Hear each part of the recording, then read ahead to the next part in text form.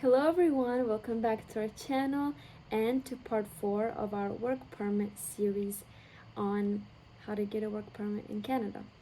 My name is Anastasia Chernus and I'm from BNN Immigration Consultancy in Canada, and our channel was made for those who are interested in getting a visa, working in Canada, studying in Canada, or just visiting Canada. Our goal is to help simplify the process for you, whether you're applying online, inside, outside Canada. We are ready to help you and assist you along your journey.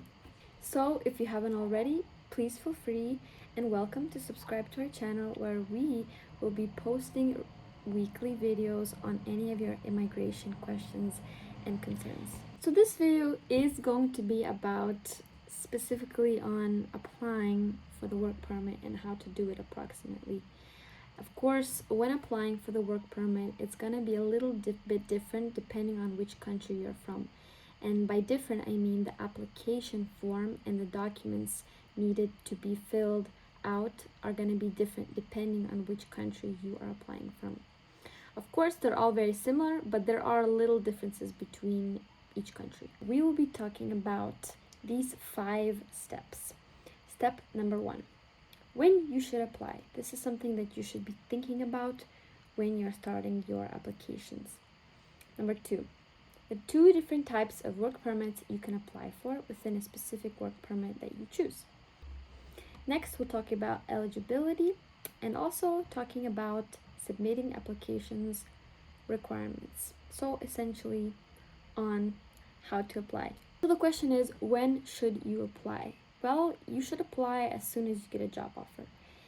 It's essential to make sure that you have all of the requirements required to apply. But of course, the first step is always to make sure that you have a job offer. Once you have a job offer, you can apply as soon. You should apply as soon as you have a written job offer or an employment contract, and or, of course, your LMIA decision letter that your employer received from ESDC. If you do not need an LMIA, because some jobs do not require this, then you don't have to put it in the application. So now let's talk about the specific work permits.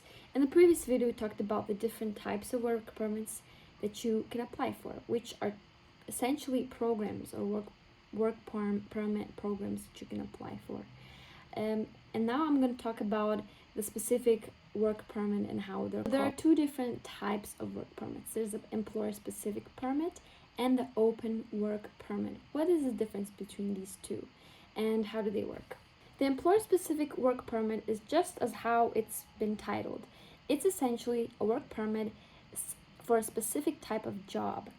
So, for example, it lets you work in Canada according to the conditions of your work permit.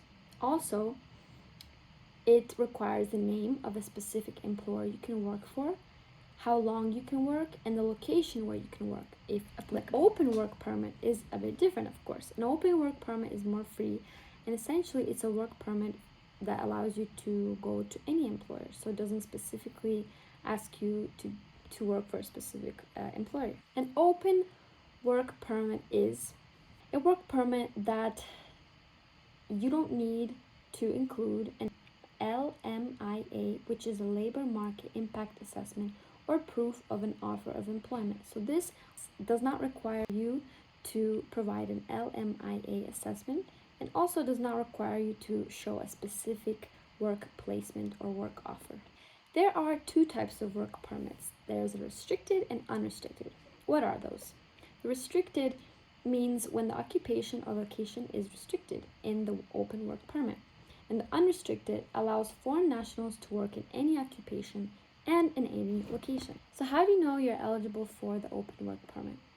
You are eligible to apply for the work permit or open work permit if you fall under the category of dependent family members of said permanent resident applicants, spouses, common law partners of certain workers or international students, refugees, refugee claimants whose cases have not been heard or decided upon, protected persons or their relatives, some temporary residents, and some young workers who are participant in special programs such as working holiday. How do you actually apply? So this part of the process is not as difficult as you may think it is, especially if you have a consult by your side and a person who would be able to guide you.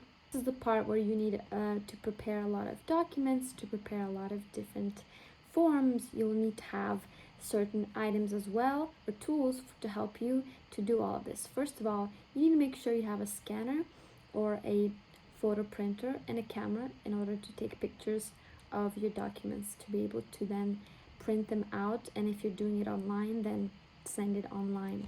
You also need to be sure to have enough funds for the application process as well. This is very important, and especially if you are applying online, which is the most recommended way to apply, you can use your online banking system wherever you're applying from. You will need to follow these certain steps. First, you'll need to gather documents. Follow closely the visa office requirements for applicants. Of course, it depends on which country you're from, so that will vary. Fill out forms. The type of forms depend on which country you're applying from. Register for an IRCC secure account.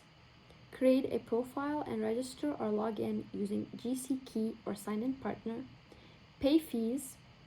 Make sure your application is complete, so make sure you're not missing anything from your application.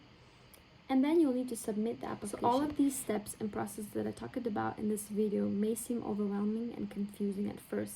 However, this video was just a way to show you a general idea and an outline of where you would have to go and how you'd have to apply for this work visa in Canada. Thank you so much for watching this video. I hope this gave you a good sneak peek on how to apply for your work permit in Canada.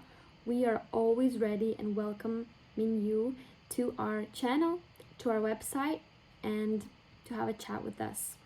We are ready to help you and guide you every step of the way, and we really would love to make sure that you get all of your processes done the correct way. If you have any additional questions, concerns, comments, please feel free to book a consultation appointment in our website below.